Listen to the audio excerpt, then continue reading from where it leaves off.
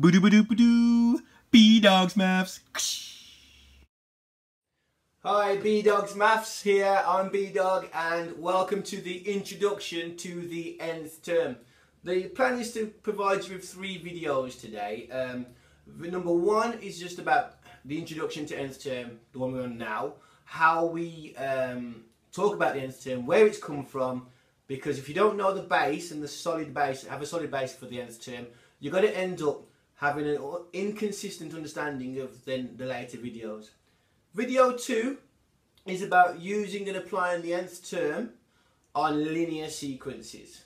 And then video 3, third video, is about how we use the nth term and apply the nth term to quadratic sequences. Okay, so that's where it goes to. That's what you need for your GCSE. So welcome to the introduction video. Let's get started. Okay, then, so we start off and we talk about sequences in general and how they've come about. And I ask you to think now, what do you reckon is the first ever sequence that came about? And it's the first sequence that people needed to survive in the world, going right back to ancient days. The first sequence is a sequence we learn, is when we have to count how many things we've got, our counting numbers.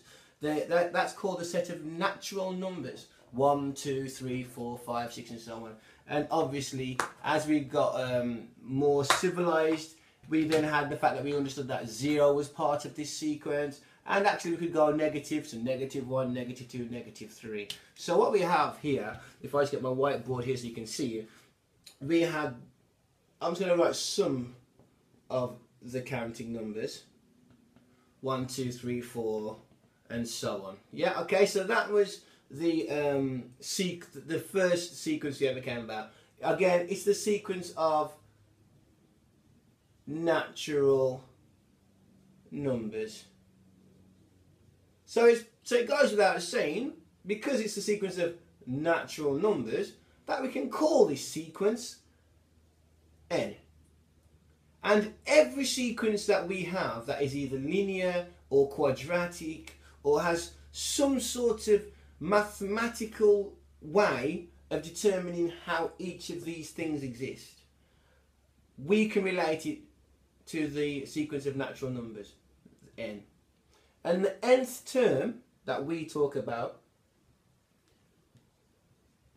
is the description of that relationship to the sequence we're dealing with, to this sequence, the sequence of natural numbers. So when you're looking at the nth term of something, that's what you're talking about. How does my sequence that I've got relate to the sequence of natural numbers? In other words,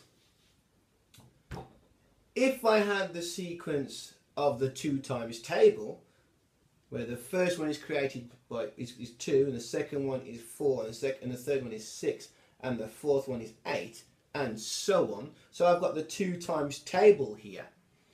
If I look at that sequence in comparison to my natural sequence here, my natural number sequence, the sequence we have called n, then what you can see here is that each number here is the number we had in the first place, but multiplied by 2. So you could quite happily say that this sequence is 2 times the natural number sequence, 2 n's. And that's how the start of nth term comes. It comes from us telling each other how my sequence works in comparison to the sequence of natural numbers. Okay, so if you can understand that, it's great. Just a quick little check to make sure you understand it. If I have the sequence of 6n, then that's obviously saying to me that I'm talking about taking a natural number sequence and multiplying it by 6. So the first number, which should be 1, is now going to be 6. The second number, which should be 2, is now going to be 12. Yes, I am actually stating the 6 times table. But in truth, what I'm saying is each term in my natural number sequence, please multiply it by 6. Okay, so that's the introduction to the nth term. where it comes from. Our next video will be one about how we use and how we find the linear sequences. Okay, great, cheers. B-Dog now waits for you in video 2.